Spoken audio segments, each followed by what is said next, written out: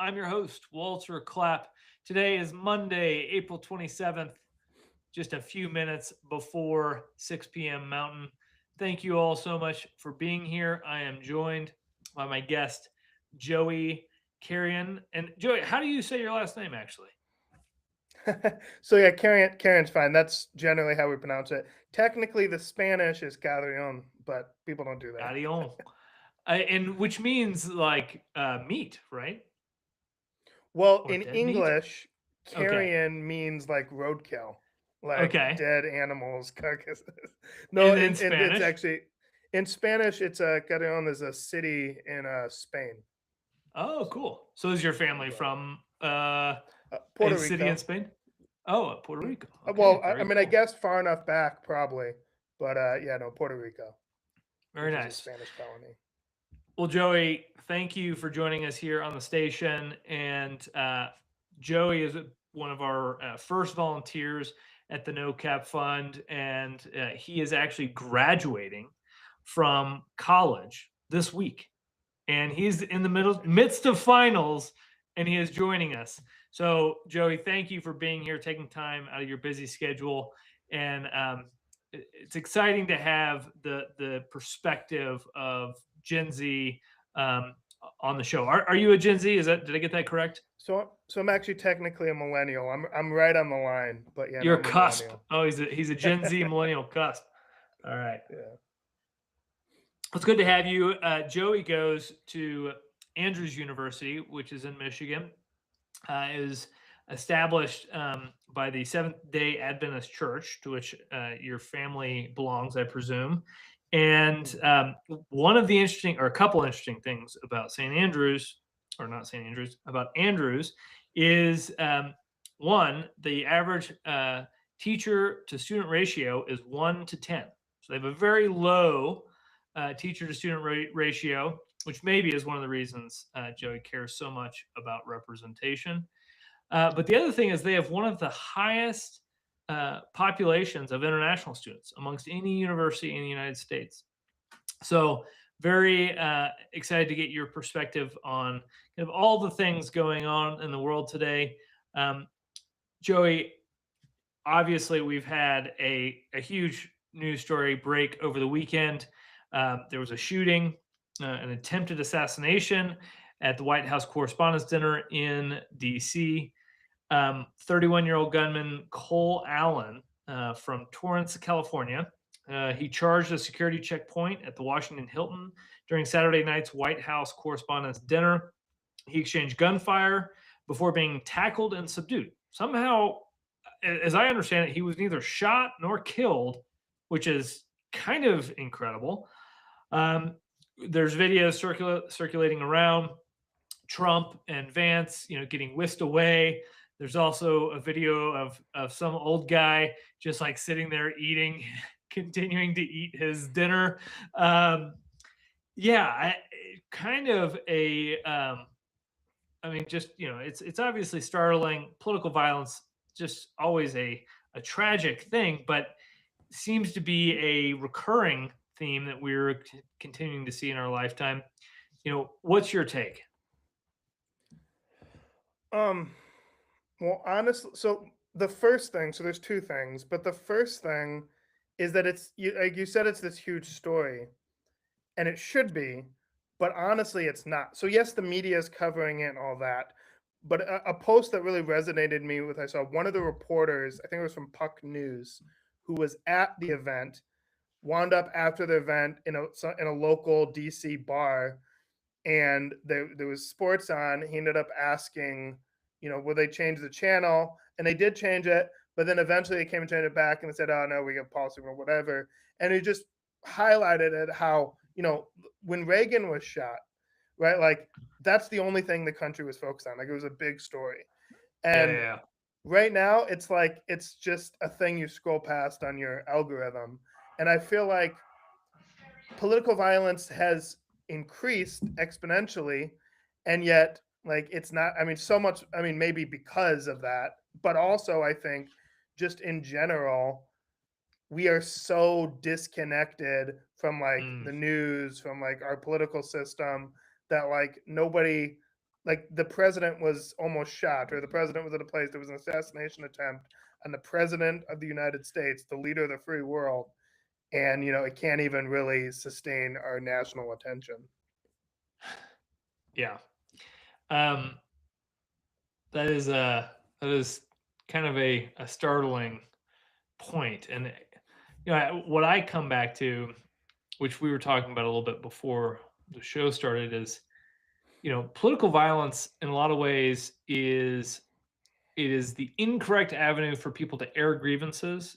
And the thing that we keep talking about is that if we had better representation in the House, you would have a place for people to air their grievances. And so, Mm. for me, there's a direct one-to-one correlation of, if you can increase the number of members in the House and decrease that constituent to representative ratio, right? Just like your student to teacher ratio, you can decrease that, you're going to have happier constituents, more connected constituents, better educated constituents, but most of all, less violent constituents. Constituents that, rather than taking the violent outlet for their negative thoughts, they will have constructive, productive, pathways to actually air their grievances. You see that, don't you? Oh yeah, no, absolutely. I mean, it's you know, when like when you've got a teapot, right? And it's got this little hole, right? That, because that little hole's there, right? All the pressure comes out that hole, right? But if you take that off and it comes blowing off, and you don't have that pressure, you don't have the whistling sound. And I feel like it's a lot like that, right? Like that pressure is building up, only we barely even have the little hole, and so the whole thing's gonna blow. You know what I mean? Whereas if you just actually have an outlet, right, for engaging in the political process. And obviously, we had political violence, even before, we uncapped the house, or before we capped the house, right? President Lincoln, President McKinley, but we have just exponentially more, right? And also part of the problem then is, right, there was like no security, right? I read or when I watched that show, actually Jeff was the one who recommended it, and the Death by Lightning about President Garfield, right? And the killer was just able to walk right into the room with the thing. Whereas like now Yeah. we have all the security and we're still having stuff get through, and we're still having way more of it. And so I just think, yes, there's violence before the house was uncapped, or capped. What I keep saying that, before the house was capped, but I think a big part of the reason why we're seeing so much more is because, to quote Ben Sass, what he's been saying recently is like, there is no outlet, right? Congress doesn't do anything important, right? We have important issues, and people have real frustrations, and most of those people aren't going to do something like this.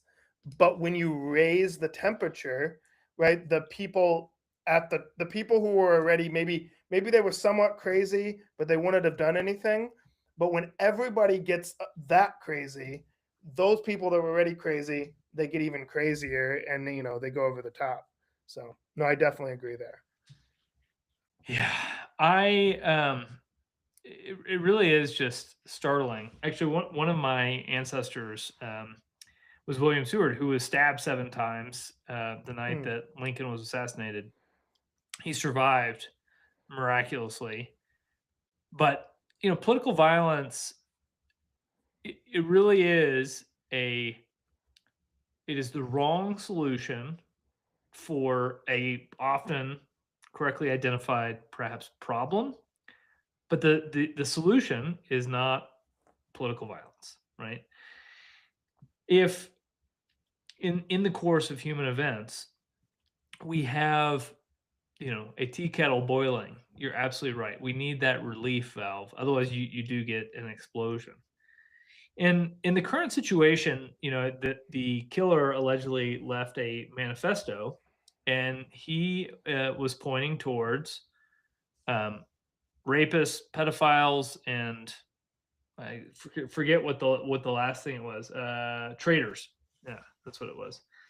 And I think that brings us to Epstein, right? There's no doubt I in my mind, that there's at least some connection to what's being released or what has been released in the Epstein files. And you've got um, really anomalous behavior amongst a class of people, many of whom are still redacted, and very little accountability. And I'm seeing people, MAGA world, former Trump supporters who are livid that nothing has happened, and I see people, on the left that are livid that nothing is happening. And I do think that whatever, we don't know all of the allegations or which of them are true, but there are some allegations, some of which are true, and Mhm. none of them are very wholesome, right? They certainly include the assault of underage people, um, women, younger, maybe including young children, right? That's alleged. And I've got my wife and I have a baby due in July. I feel that type of kind of rage, boiling in me as I look at um, this, very problematic behavior being unpunished, right? And you see a video of Trump saying, I think it's time for people to move on, right? there's a clip of him saying that. It's just like, Mr. President, I don't think people are going to move on. But I think what's important for the American people to realize, and again, going back to the political violence piece, is replacing the president. So, you know, killing the president, replacing the president, that doesn't solve the problem, right? In a lot of ways, just the president being removed or replaced does not solve the alleged problems that Epstein kind of amounts to, because Epstein wasn't the president. He held no formal role in government. He was in, some shadowy part of the government that we don't really know very much about. And our current Congress is either incapable of or incompetent to actually dig in and investigate. And I'm just curious, you're on a college campus. It's a religious environment, spiritual environment. I mean, how are your colleagues, your classmates, how are they grappling with this whole Epstein issue? Are they grappling with it? Um, Honestly, I wouldn't say the Epstein issue is a huge issue. Now, I would say on some of the more like populist, like what right wing students, like we've definitely talked about it. But I just, while I do think like there is political things that happen, and like most college campuses, it's still, even though it's a Christian school, it does still have some left wing biases. And Okay. so if Epstein gets brought up, it's like just in the context of like overall corruption. But I mean, just in general, I see what you're saying about. Like, here's the thing: I was always, like I said, I mean, I knew for years, I knew that Epstein was a crook and a criminal and a pervert, and all these things. But like some of the more broader theories, right? I wasn't necessarily like I didn't know what to believe, right? And I just could have gone either way.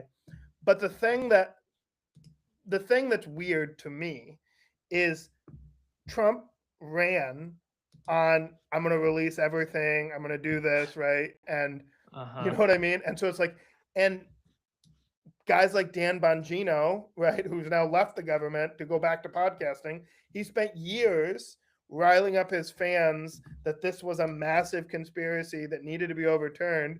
He gets the job and he's like, it's nothing. He killed himself. Like, and here's the thing, maybe he did kill himself. But after this, after you've sown all this, is like the American people deserve like an actual, sorry, an actual open process, right? And paying it back to Congress, like, yeah, can't we get? I mean, I know they did some, they brought Clinton and stuff in, but yeah, I mean, Congress should. at least attempt. I mean, obviously, we know with executive privilege, they're going to fight against it, but get anybody you can from this administration in to talk about it, right? That would be Congress exercising its power. And then Yeah. if they all want to claim executive privilege, like fight it out in a court, but like fight it out, right? Like this is an issue that you have large amounts of the left and the right, of your constituents that want an answer. So you're the populist branch, Congress, the House, right? Like do something, right? Like actually act on the people's concerns. And maybe, what I honestly suspect, right, an honest investigation would find is that some of the craziest theories maybe were less than, but still some really bad stuff happened. And like we should expose that really bad stuff. And then we can quiet maybe the more outlandish conspiracies by actually having a process. But the fact that they refuse to do that means that the people that are way over in left field are still going to get a following, and they're going to get a bigger and bigger following, because the longer they don't do anything and investigate, the more people think there's a there. So Yeah. And,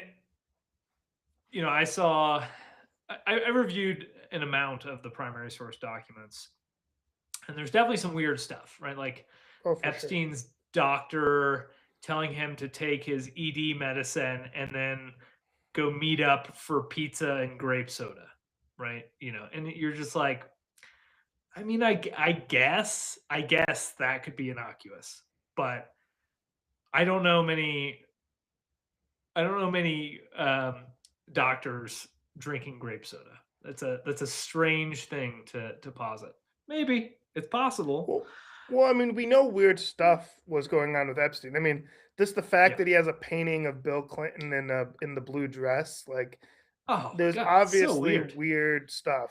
So Yeah. I'm not denying that. It's just, like I've seen some very outlandish things where it's like, okay, that's probably going a little too far. But yeah, no, I mean, I know crimes were committed, and I think Yeah. that there are powerful people who have stuff they don't want to come out. I just don't know the extent of it. And that's Right. the problem, right? It's like at this point, this story has been a story for so long, right? Like we should have some answers. We should.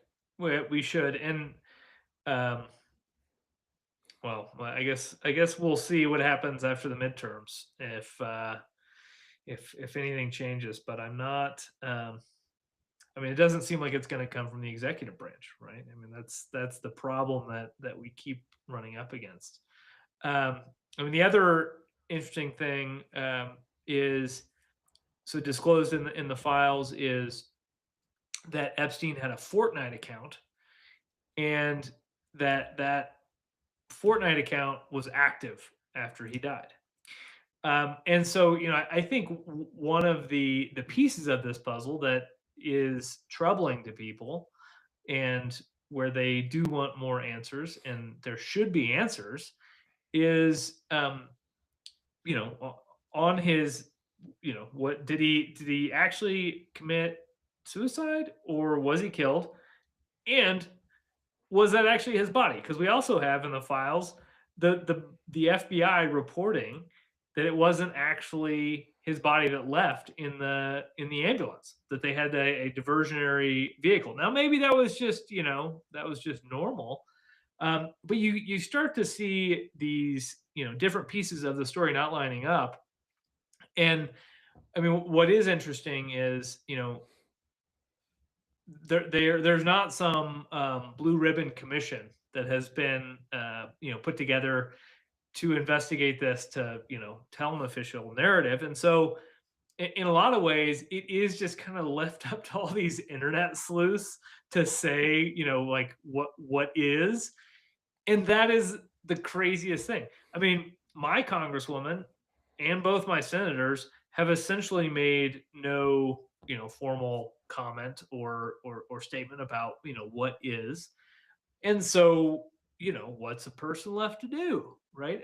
Other than go dig in if you have the free time. And there's 3 million emails, and as a litigator I can tell you, digging through that amount of information, thoroughly, and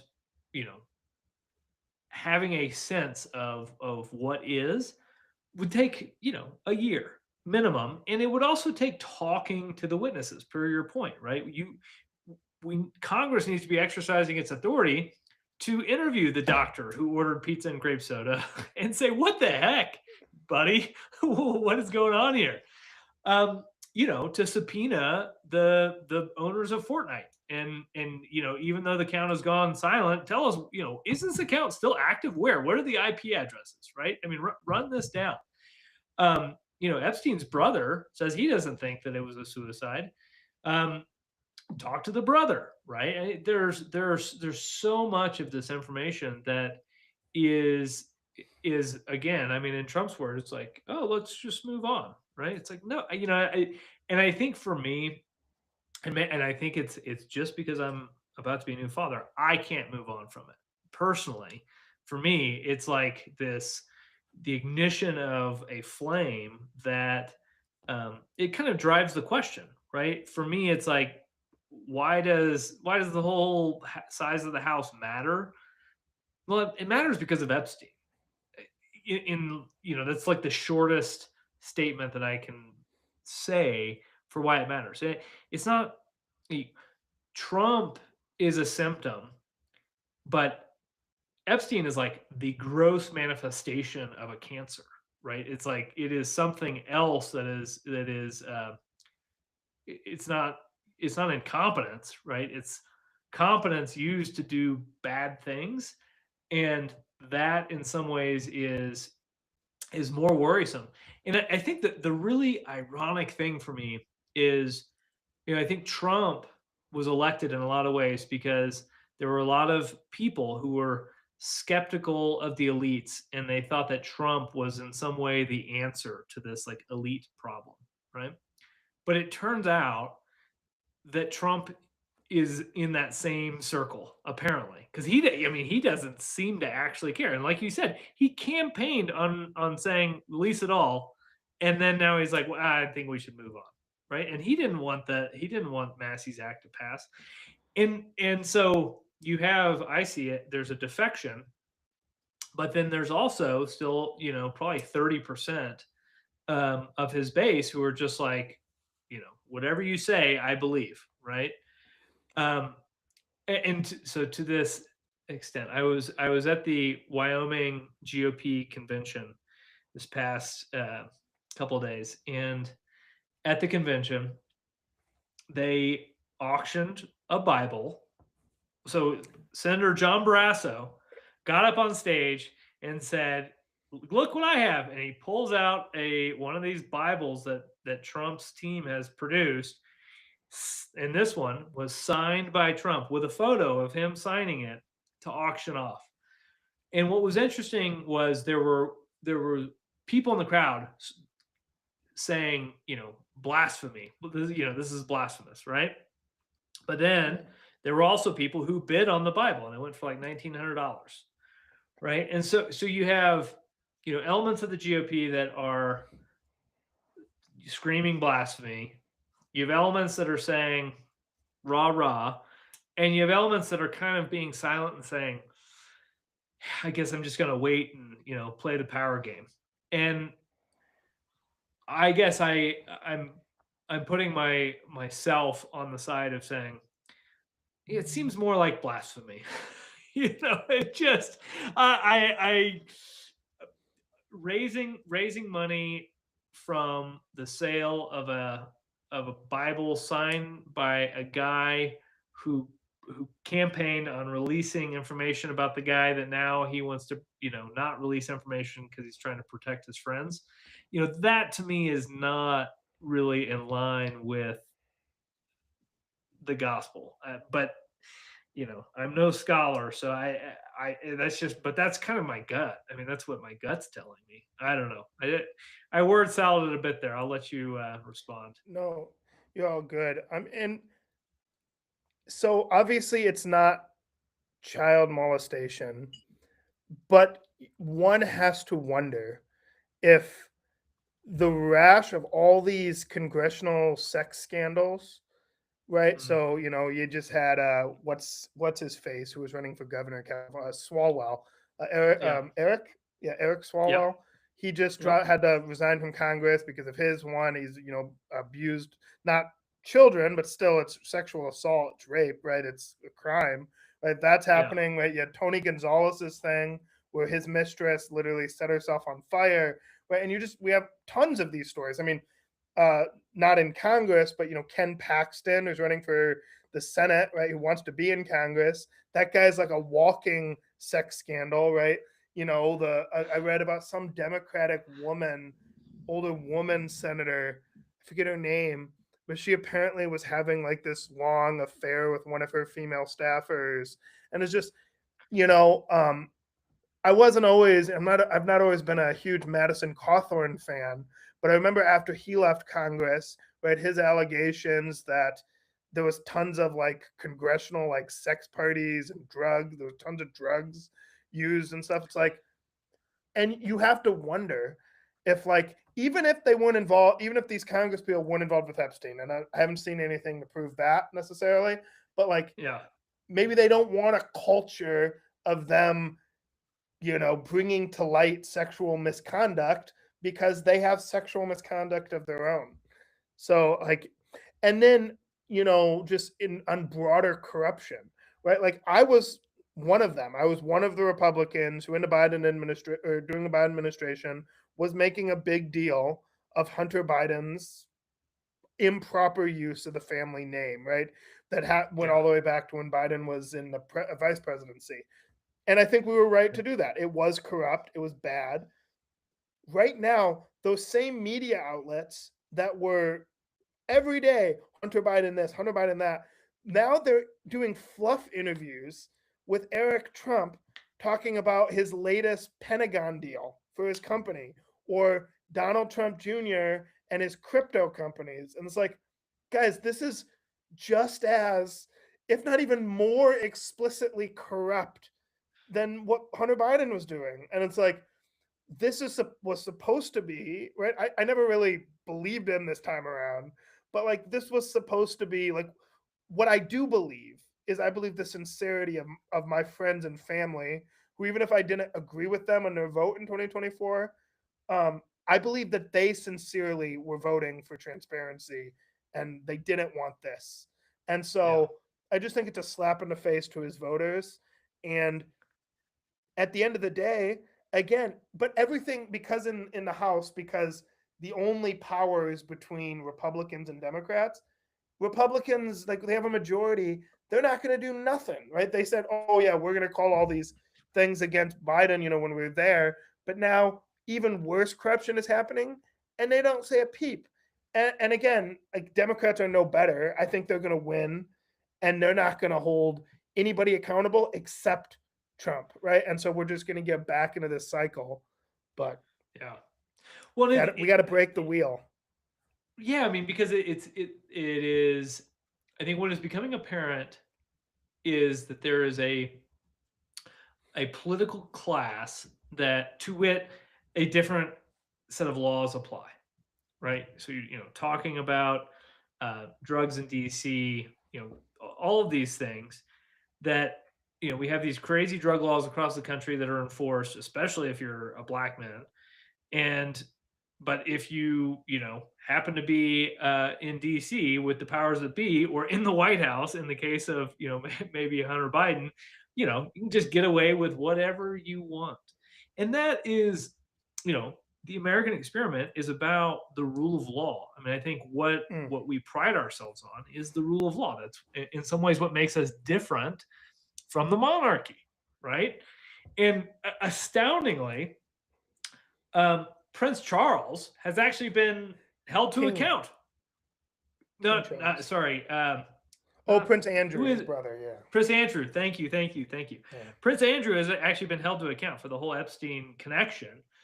I don't think there's been a single U.S. official to it charges have been brought, which is, I mean, in my mind, astounding because clearly there are, other than Ghislaine Maxwell, who's a woman, there hasn't been a single man who has been held to account for the crimes committed in Epstein's orbit, which I mean, it's just mind boggling. But going back to royalty, so King Charles III and Queen Camilla this is hard for me because my wife's name is Camila with a K, and this is Camilla, I think, with a C. Um, Camilla are they began a state visit today, and I think it's kind of striking, right? And we were talking about this before the show. I mean, this basically you've got a couple kings meeting. I mean, given the state of our executive branch, I mean, what are your thoughts on King Charles the Third and Queen Camilla visiting today? So, well, I'll make my joke first, right? Is like Okay. I still haven't forgiven the British for burning down that building in 1812. So why are we Yeah. letting them in? No, I'm kidding. I'm kidding. I think fighting together in World War II and all the wars since, I think is kind of made up for it. No, so I'm a fan of the British. But yeah, no, the bigger thing is that like Donald Trump is more of a king than Charles. Charles is, Mm. I mean, he's like he's the head of the church, right? And he's the symbolic Yeah. head of Yeah. state, but he doesn't actually have any. Like Parliament actually does have a decent amount of power, right? Like I know they certainly have problems in Britain, and I wouldn't want their system, but it's like Yeah.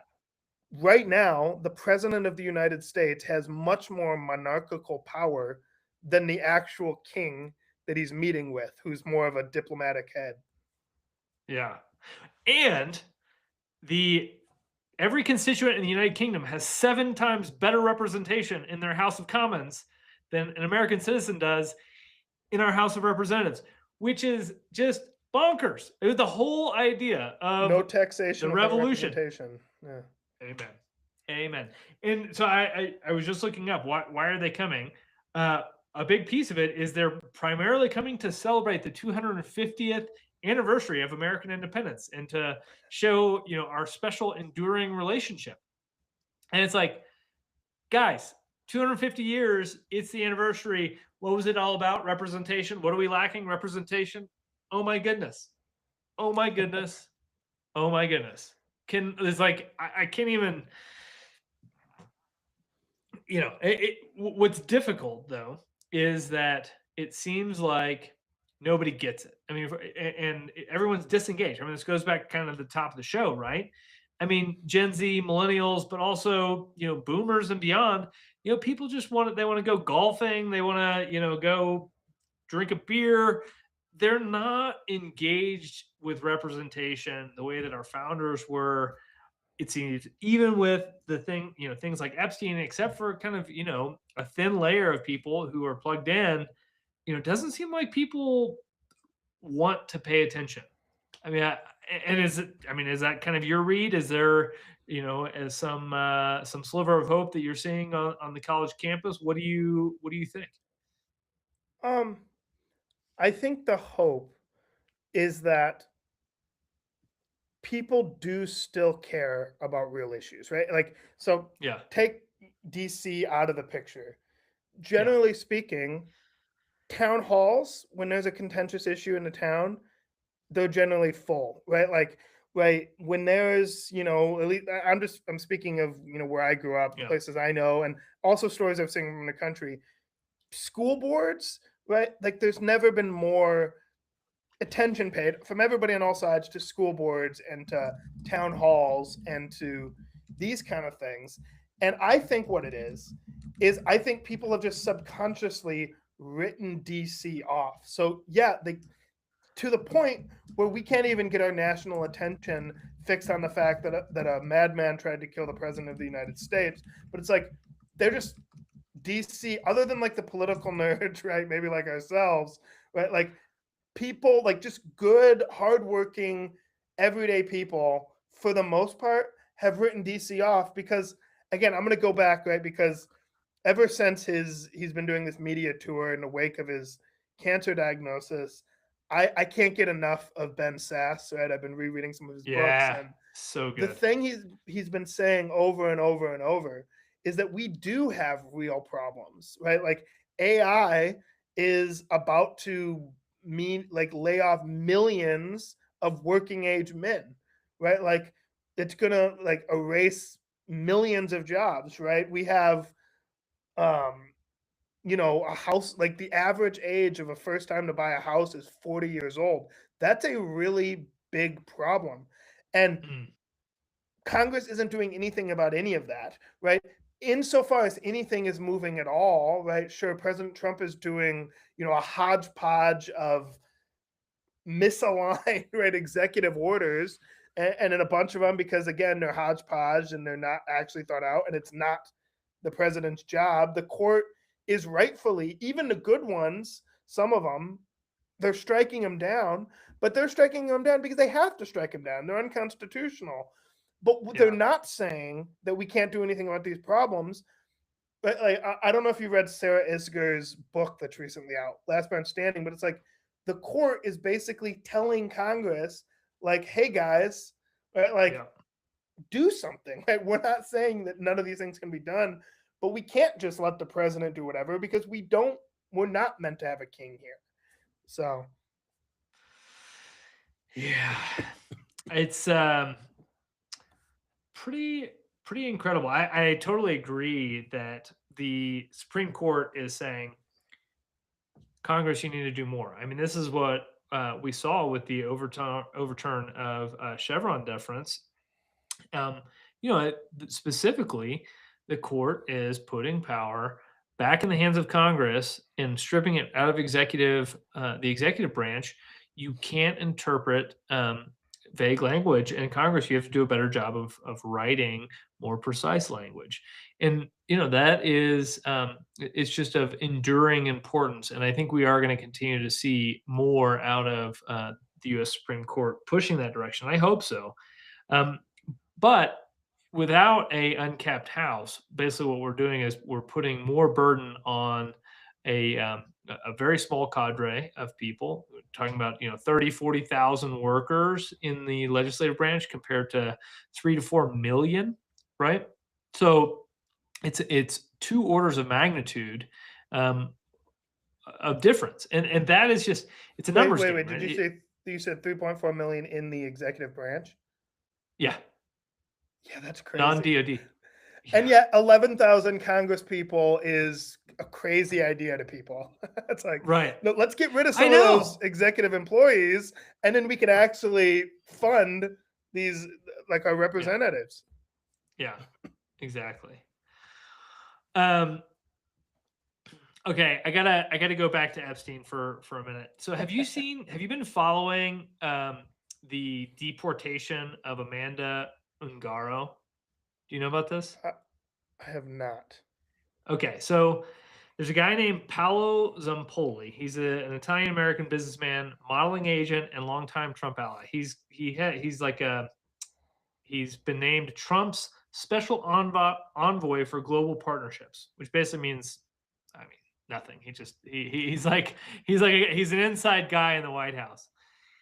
Well, he was married to a former model who is friends with Melania. Her name is Amanda Ungaro, and they have a kid together.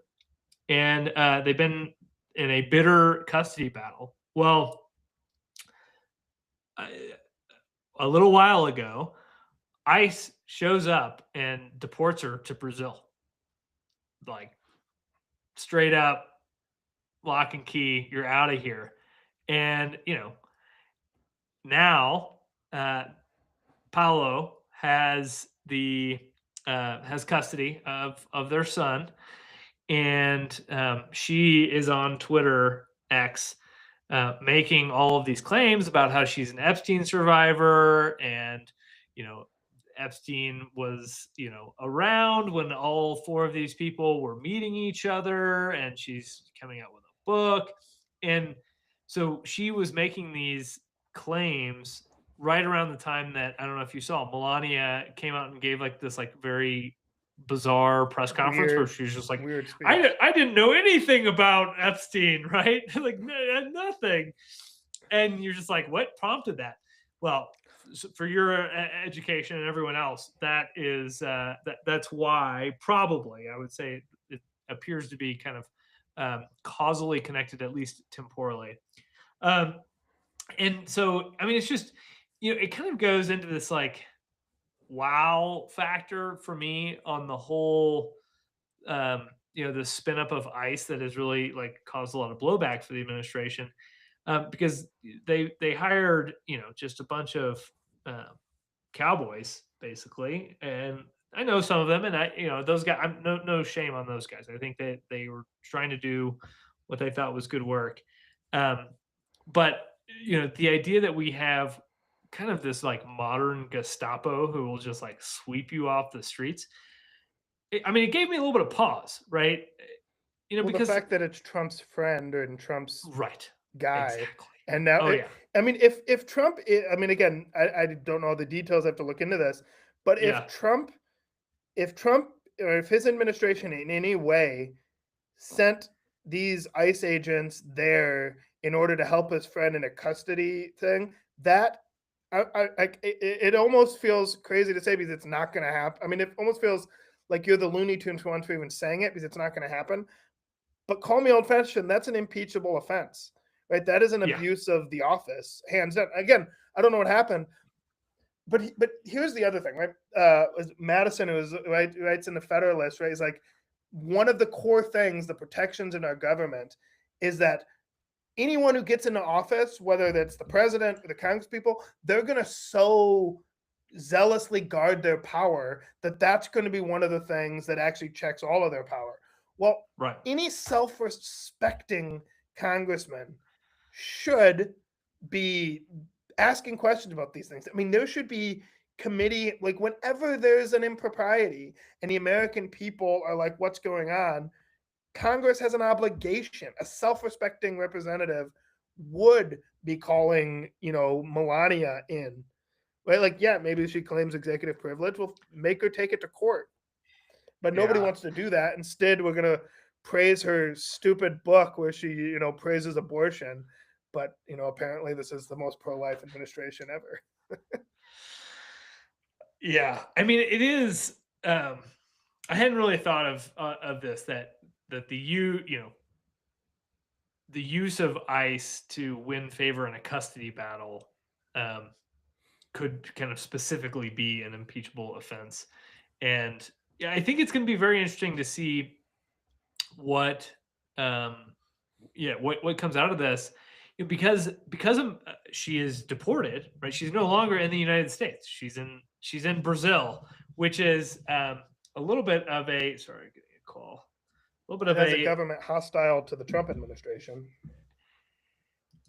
yeah. I mean, somewhat. I think all of the South American and Latin American governments were pretty hostile to the Trump administration until he, you know, day one ousted the Venezuelan leader, and I think then they all said, "Okay, I don't want that to be me." I mean, that seems a rational response in some ways. So, I agree, but I would also say probably.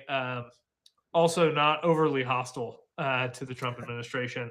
So yeah, but it's something to watch. I mean, just I would commend people to watch the Amanda Ungaro story and see what comes of it, because I think now, on the one hand, she could be lying, right? She could be lying about some things. We have to, she could have done horrible things, and maybe all of this is totally legitimate.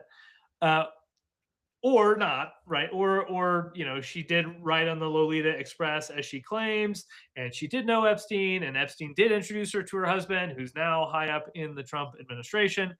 We also have, from the files, Howard Lutnick, right? He's on the record saying, I never went to his island, I didn't do this, I didn't do that. Current Secretary of Commerce, and we now know that was a bald-faced lie. 100%, he lied about it. It's now right there in writing, and he hasn't been fired, right?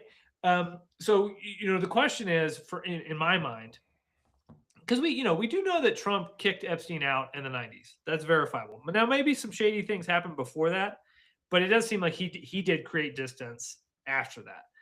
But how many people in his orbit did not, right? How many people in his orbit who are currently in secretarial, like, Secretary of Commerce, Secretary of, X department, how many of them are connected? How many of them have a black box over their name still? And those are really important questions that I don't think. Well, I'm not going to give up on finding answers to, and I hope other people don't, and I hope most of all that our Congress doesn't, because it's really their job. It's the job that they should be doing. I shouldn't have to do it. But I'm going to keep doing it until we uncap the House. And I appreciate you joining me for the ride, Joey. Oh yeah, no, like the thing I would tell people is I really don't think, like I said, I do think uncapping the House is the way we got to go. But like whether it's uncapping the House, right, whether it's getting these investigations, right, like the current crop is not going to do it. And like Yeah. if I could tell anybody, like if I could make an appeal to my fellow man, left, right, center, the thing I would say is kick out the bums, right? Like the Mm, incumbency advantage has got to die, right? First yeah. of all, listen, I'm not as hard on the boomers and old people as some in my generation, right? Like I think we need. I wouldn't want to get rid of every boomer in Congress, right? I think we need, but the point is the proportions are way off, right? Like we should have right now, the majority, if anything, should be like Gen X with a decent amount of millennials and like some freshman Gen Z Congress people, and maybe a few of the long timers, right, still there for like institutional, stability and wisdom and these things. And that would be a healthy Congress. But right now, we have people who they're just there because that's the only thing that they know how to do. They've gotten addicted to the power. They like the stock. They like the stock options, and so they stay. And at the end of the day, our power as voters is that we can kick the bums out. We can't. We don't have to vote for these people, right? We can run for office, right? We can get our friends to run for office, like the friends that are actually active or whatever, and we can get out some of these incumbents, get some fresh ideas. And I do think the most important fresh idea is that Congress needs to be representative again. But again, we have to make the decision that we're not going to vote for these. We're not going to vote for our Bums. Congress to be a nursing home. Yeah. Yeah. And the other thing I would say in the context of Epstein and uncapping the House, I think it's really important to it is important to note Epstein, but that's not the focus. I mean, the evil or the bad stuff in the world can't be the focus of your life or of your daily life, um, because ultimately that leads you down that road. And I think I saw a really good analysis of like of J.R. Tolkien's um, uh, the analysis of like the evil of Sauron versus the good, and if you look at all the good characters, they kind of are they're like they note the evil. They're like, oh, okay, but I'm just gonna keep doing my thing, right? I'm just gonna keep plodding along. And I think that's important for us in the context of this really difficult bad thing. Is like you have to focus on the good, and the good is it's so many things. I mean, it's spiritual things, it's family, it's friends, it's showing up at your town hall. But in the context of national politics, it's uncapping the House, right? And this is for your Thanksgiving turkey dinners, for your Fourth of July. When people start focusing on the bad, right? When people are in your orbit are very upset about what's going on, just bring it back, and it's really easy to get that. We do have a question from the live stream. Would a uncapping campaign at the state level maybe work? Yeah, so this is something that gets talked about. There actually was an uncap at the very local level, which is the LA County Board of Supervisors. They uncapped the LA County Board of Supervisors. They included they increased it, I think, from 5 to 9 members, which is, it's still the districts are still quite small. But also like in the state legislative level, there have been some looks at this. Kind of famously, New Hampshire has probably one of the most representative legislative bodies in the country.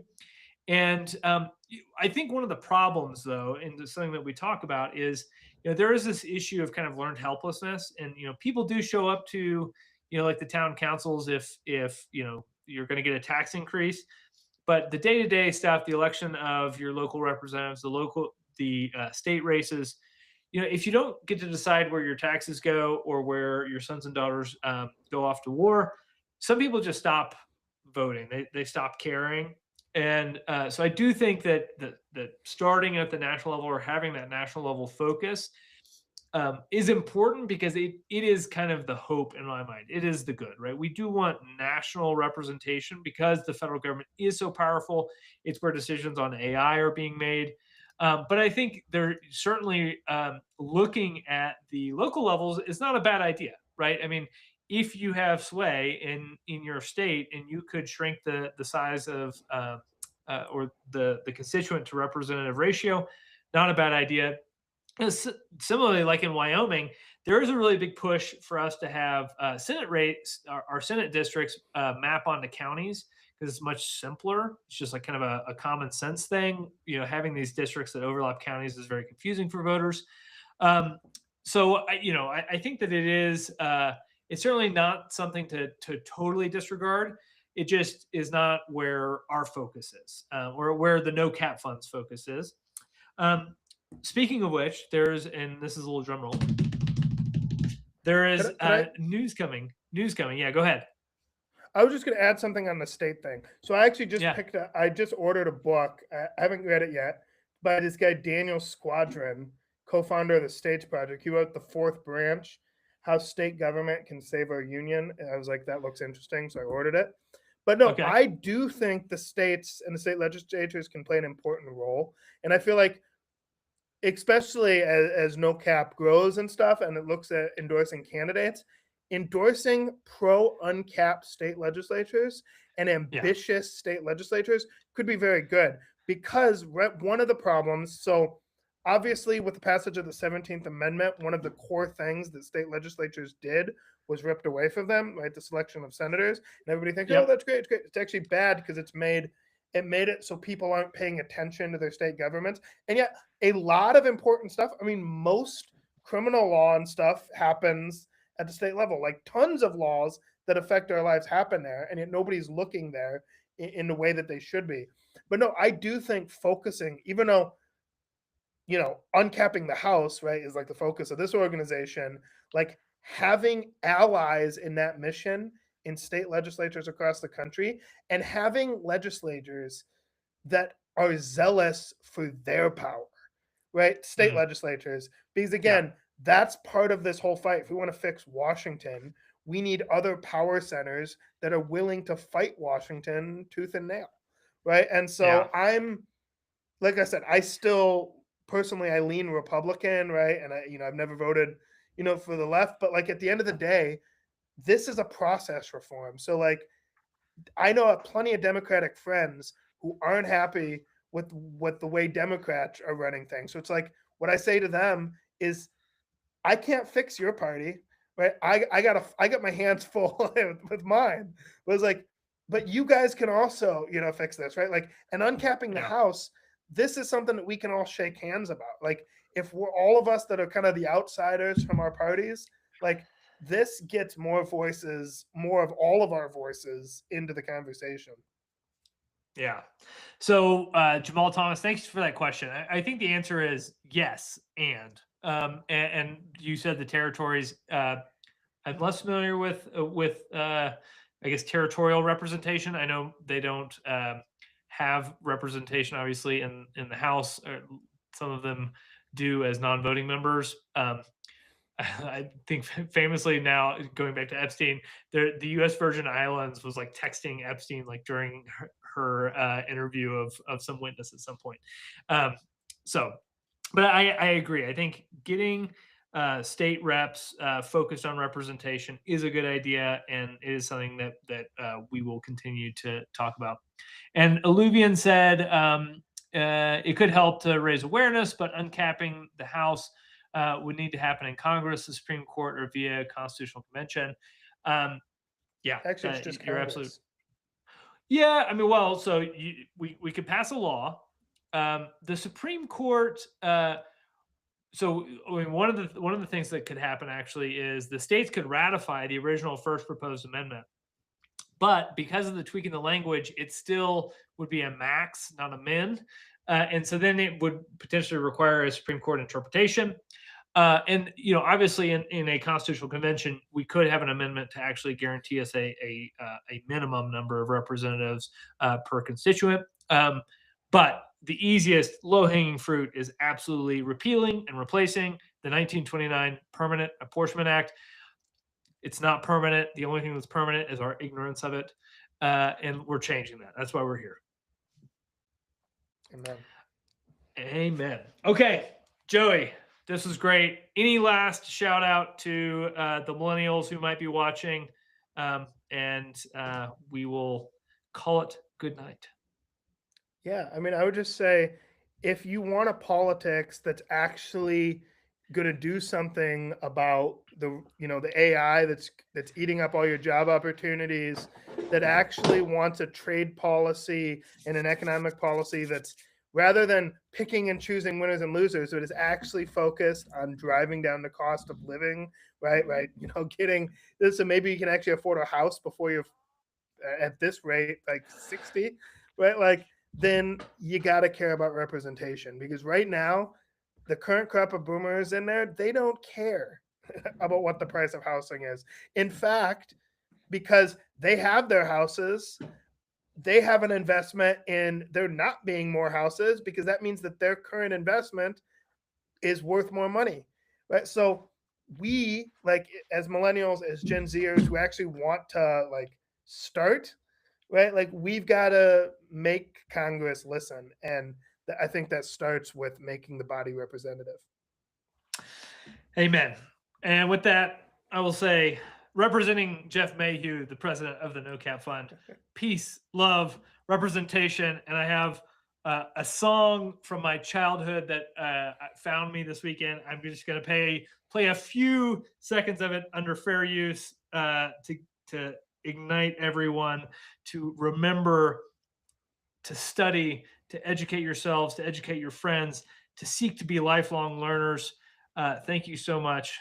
God bless. Good night. And I don't want you all to be an American idiot.